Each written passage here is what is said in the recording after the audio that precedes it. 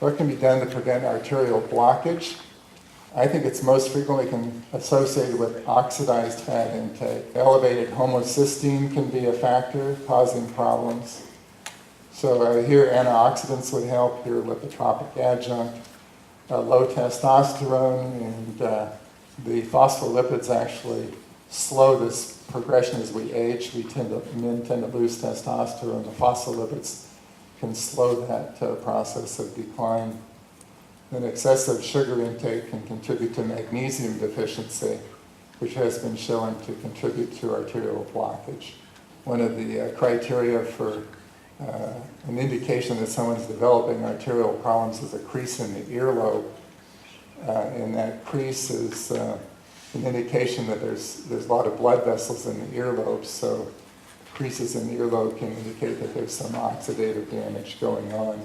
This really is one of the key things on heart disease. This fellow headed Magnolia Laboratory, Robert Ford, and he wrote way back in 1964 that stale food was the key factor involved in heart disease. And if people would simply eat fresh, live food, we wouldn't have all the heart disease problems that we do.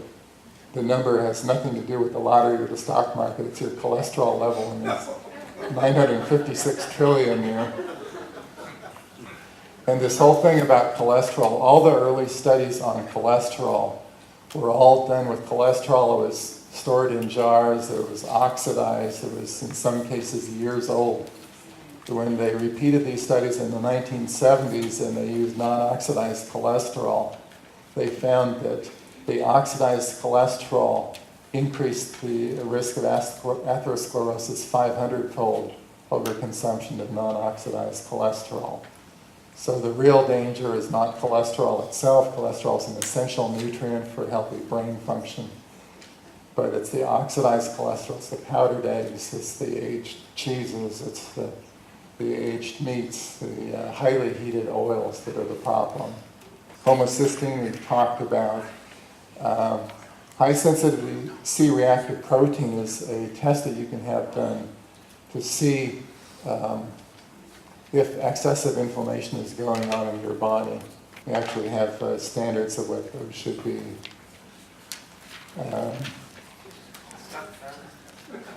Here's all the consequences of low testosterone. It looks very much like a heart disease victim.